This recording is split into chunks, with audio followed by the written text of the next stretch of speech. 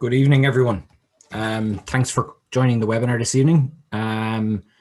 Appreciate everyone giving up some of their time in the evening to log on, and hopefully the information we have will be of use to everybody. And thankfully, it's looking like positive news in terms of the reopening of the sport. And today, Conor Fadgen on the call, who's governance officer, and Lauren Au, who works in membership. Both of them are going to take you through a couple of slides just outlining some useful information to have ahead of reopening and some supports that we have. So I'm going to hand it over to Conor Fadgen first, who's going to kick things off. Conor, over to you. Yep, thanks, David.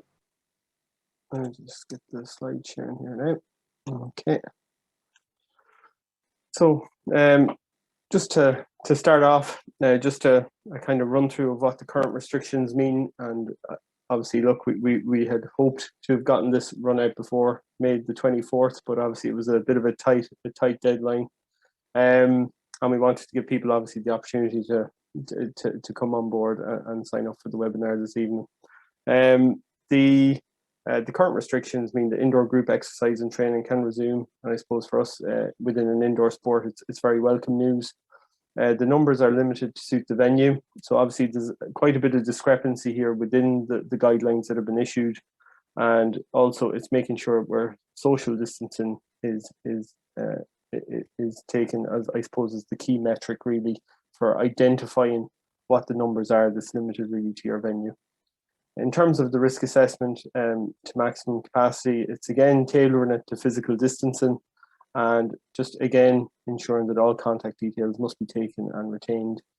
It does mean that indoor club training in squads is allowed. There's no limits on numbers. However, again, it's dependent on what your facility can provide for and in line with the physical distancing metric that they have. Also, it's important just to note that schools can resume extracurricular activities indoor as well.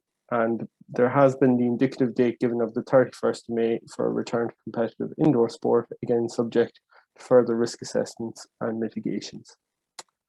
So that's just where we are at the moment.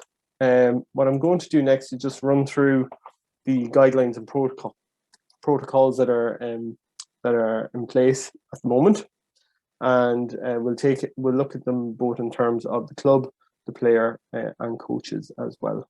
So in terms of clubs, the key considerations to be had are to appoint a COVID-19 officer and complete the BI risk assessment. So the BI risk assessment within our resources section on the Badminton Ireland website, there's actually an updated risk assessment to take into account the guidelines that we have provided for Northern Ireland specifically. So that template is there for clubs to avail of, and essentially it's pretty much all there for you, and it's simply a case of reviewing that within your club and amongst your COVID-19 officers as well.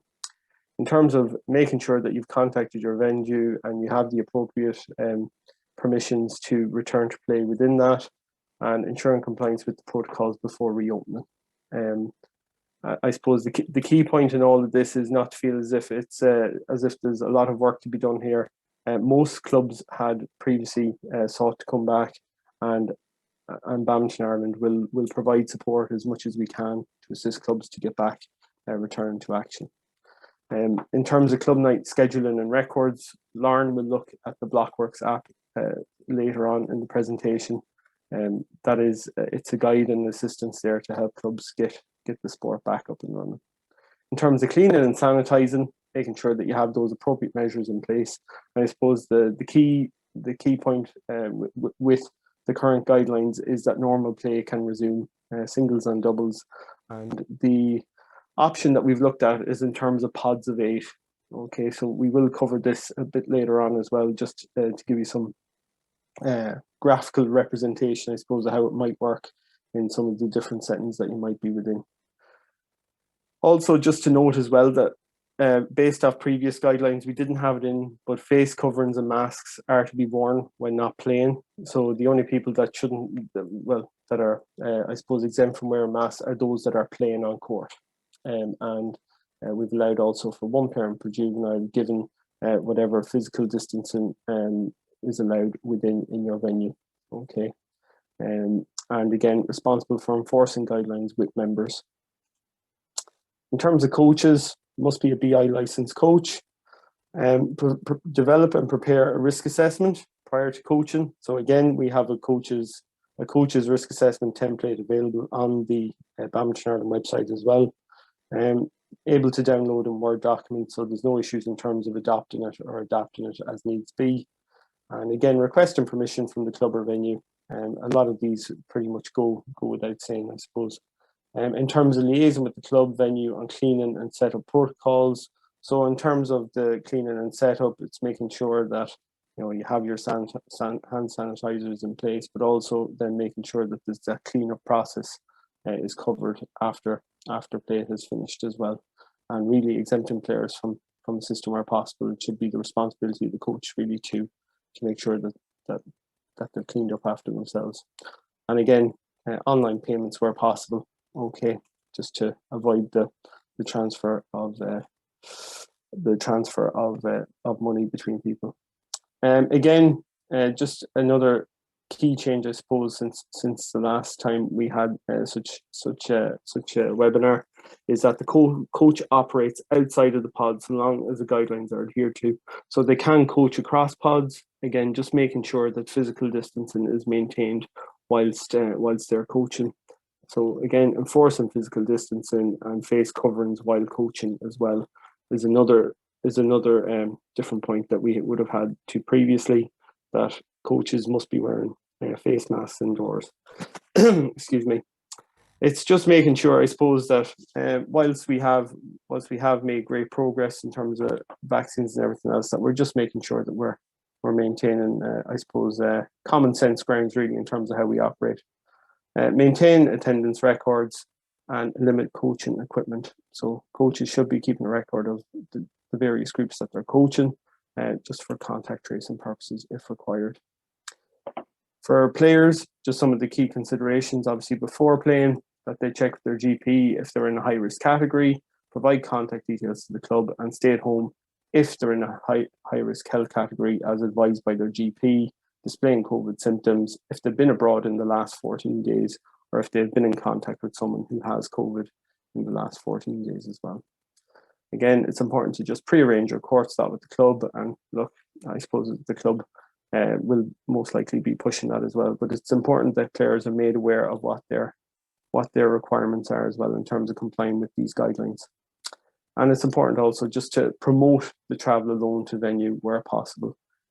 Look, in some cases it may not be possible, but we would advise to try and stick to that as much as possible. There was, I know previously the Northern Ireland Sports Forum spoke out about the importance of travelling alone to venues, so it's just vital that we promote that as much as possible. And I think it was the health secretary in Northern Ireland at the time, or one of the ministers in the public health department, who highlighted that travelling in cars had been an issue with the spread of COVID previously. At the venue, players just simply have to arrive and leave as close to the playing times as possible, and have consistent playing partners within the pod for as long as possible, really. I know previously we had the pods of 6. It has been extended now to the pods of 8, and hopefully that will assist clubs and centres as well, just in terms of opening up and having something a bit more, I suppose, probably easier to work, I suppose is probably the best way of putting it. Enforcing physical distancing, do not share equipment. There's quite a lot here that we have had previously as well. Refrain from excessive handling of shuttle is probably something which we believe is a positive move. And we have kind of eased the restrictions around that. Previously, we had noted that individual players should handle only their own shuttle. We're just advising players to simply sanitize getting onto court, sanitize coming off, and just avoid excessive handling the shuttle as possible. I think that's personal responsibility of players really while they're playing. So once you get to your induction part, that would be a key point just to point out to players when they're coming to your club. In terms of kit equipment, make sure it's kept behind the court, obviously from a health and safety perspective, and masks worn if in venue and on a break from playing.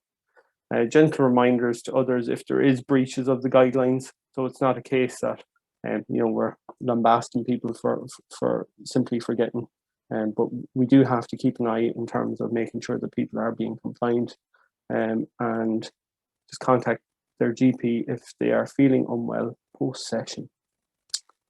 Okay, so in terms of some of the key changes I have mentioned already, there is a raft of new variants in terms of the B117 and now the Indian variant that's in the media now as well. And their transmission levels do seem to be quite significantly higher, particularly in indoor settings, than compared to what COVID was previously when I suppose it first came onto the island. So it's just to be mindful that it's not gone away. The vaccines have helped massively in terms of, I suppose, certainly easing a lot of the fear around it. But we do have to be mindful that that it is still here, and that we're trying to limit the risk of people being exposed to it within badminton clubs as much as possible.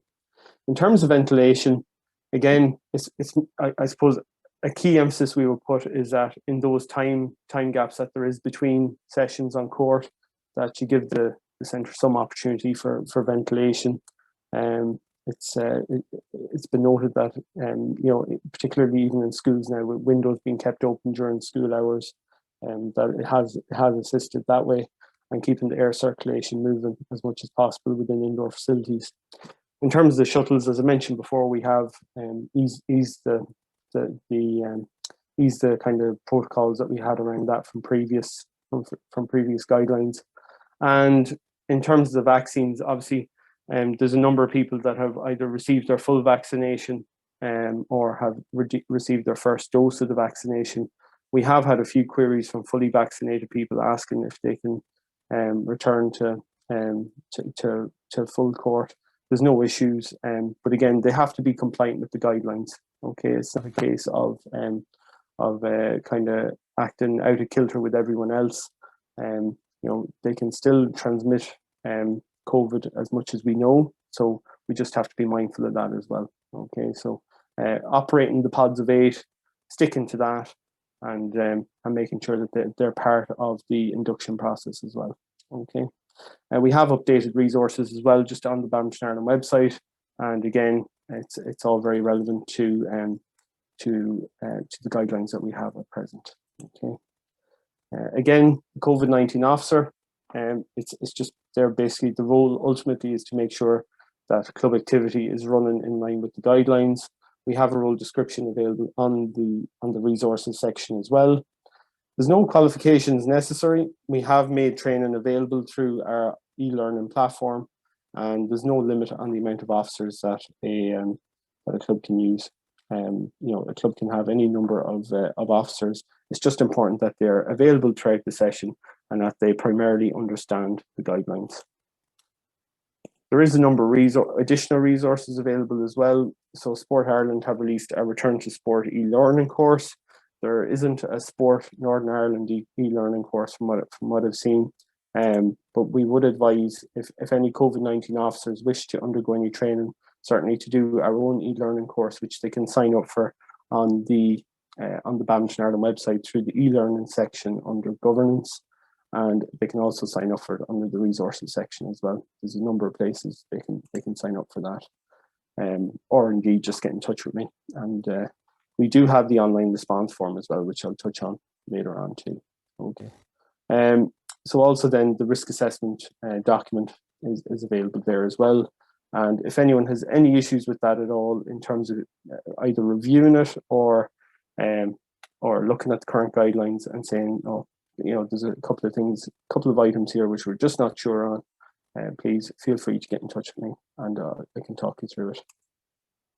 So how it might look in a one court hall, obviously a lot of happy faces. I'm not sure if the people on the outside should have unhappy faces because they're not getting to play.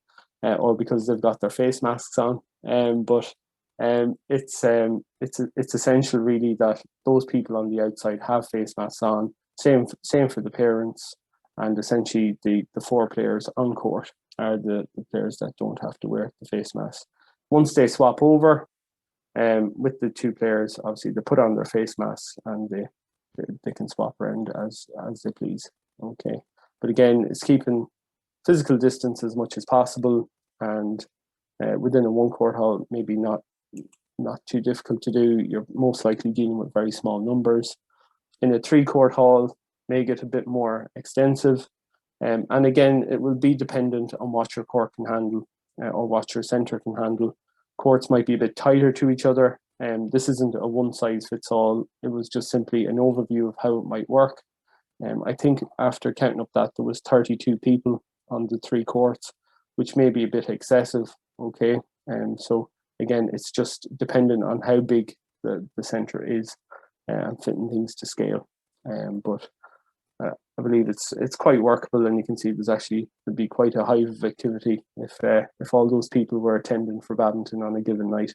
Okay, so again, operating in pods of 8, each court is essentially a pod, and the coaches then can operate between the pods as long as they maintain a physical distance. Okay. So in terms of juveniles, the same safeguarding principles apply in terms of supervision.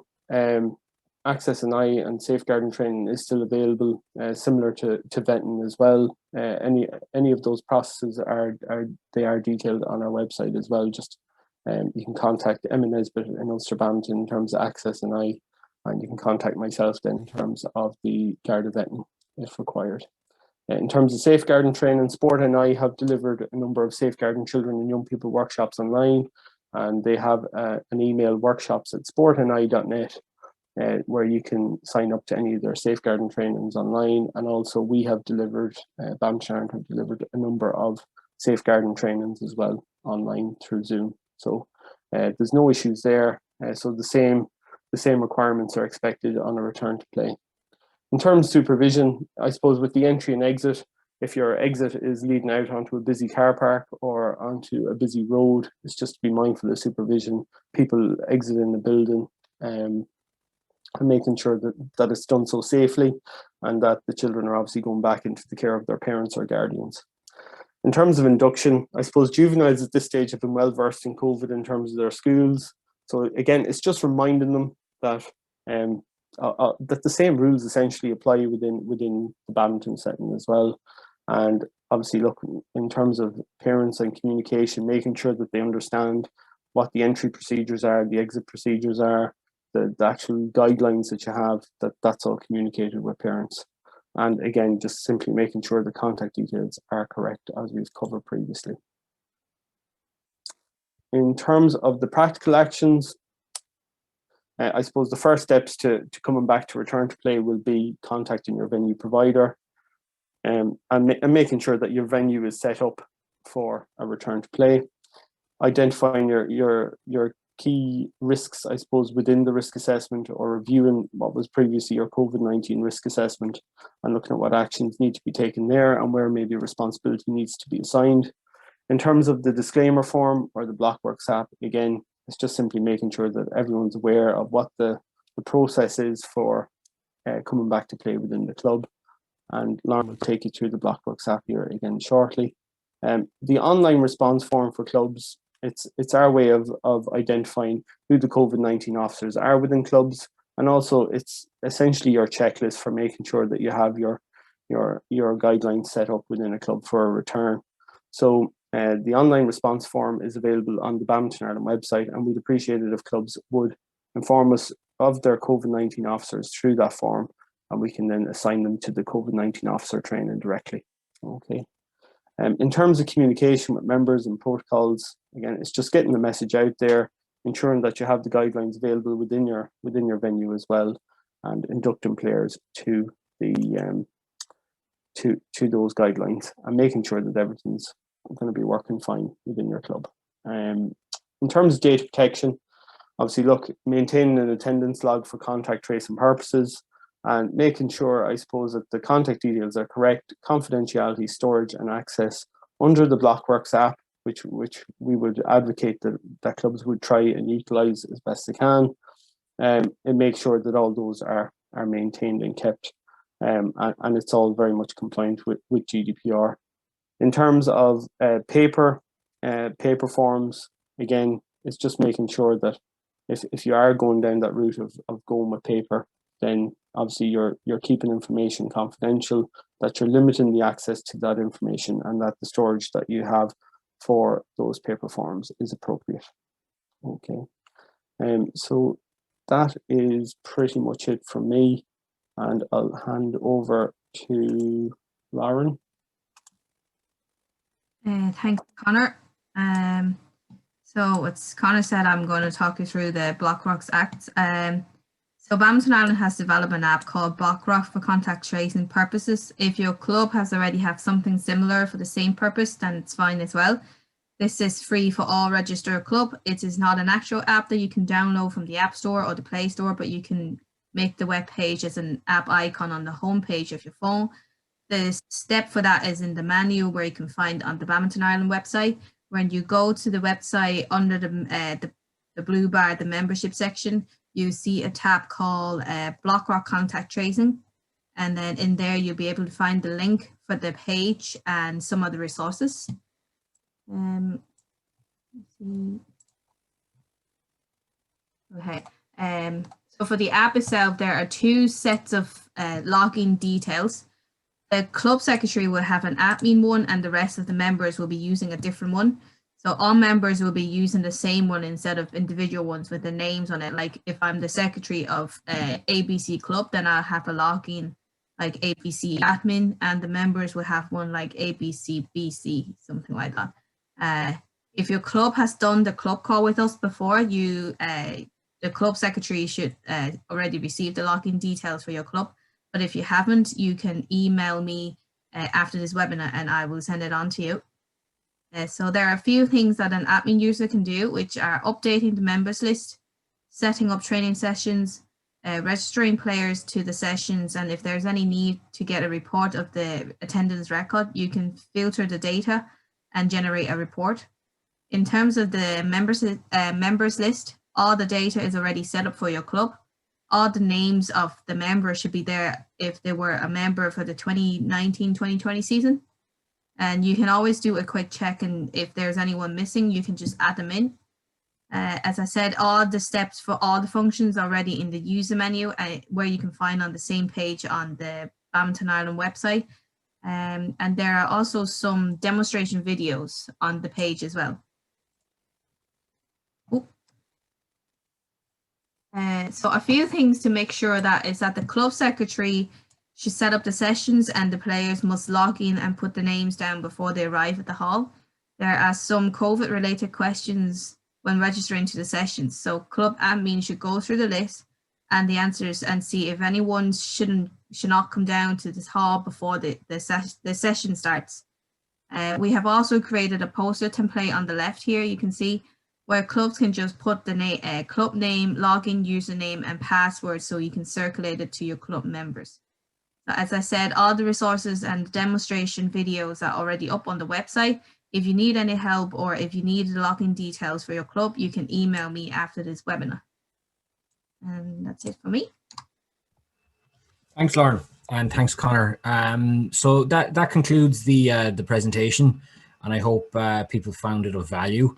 I did forget to point out at the outset, but I'll just note it now. There is a Q&A button at the bottom that people can use if they want to ask any questions of myself or Lauren or Connor. You can put those in now. While people are doing that, I suppose I'll just highlight a couple of other things. Lauren has the contact details for everybody who has signed up for tonight, and she will send out an email just detailing some of the information that's been talked about here tonight. So she'll send out the slides and some links to some of the stuff that she's highlighted, as long with what Connor has gone through as well.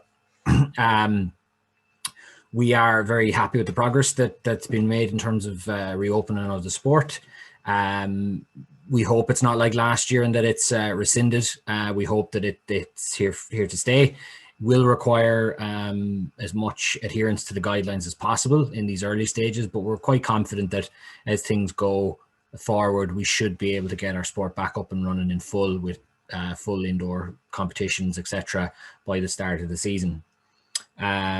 We are also starting a fairly strong marketing campaign to try and promote a return to the sport. Obviously, it's been 12 months since any significant activity, so we will be engaging with the branches over the next couple of weeks to talk about that and see how we can promote the sport locally in Ulster and encourage as many people to get back playing as possible. So there'll be a lot of stuff going up online, a lot of resources for players and clubs over the next couple of months in the lead up to the new season. There's some questions in there now. I think there's one there. Hang on. Don't have to use the blockwork system as long as you have some kind of contact tracing system in place. I think that's correct, Connor, is it? Yep. Yeah. No, that's fine. It's just so long as you're making sure you're making sure that your access and your data is stored appropriately. That's pretty much it, you know. And you don't want it getting siphoned off to America or anything like that, but or off to the Cayman Islands. But no, it's just making sure that you have your access right, your confidentiality right, and you have everything appropriately stored. Like I said, some clubs are still using paper forms because they're quite small, and that's fine. But just making sure that you're doing everything appropriately. And I think the other question there is just on if you have to do another risk assessment if one was done in September 20. Again, I suppose just a number of the protocols have changed slightly, so it's just a case of reviewing it. It's a Word document anyway. I think it's just going over and making sure that everything is as it should. Don't have to do a new one. Simply just review the one that you would have had previously, and I don't think it would take too long to go over it, and you just refresh the memory if nothing else, Tony. Perfect. Okay. Don't see any other questions coming in there. But as you can see, there are a number of email addresses up on the page there.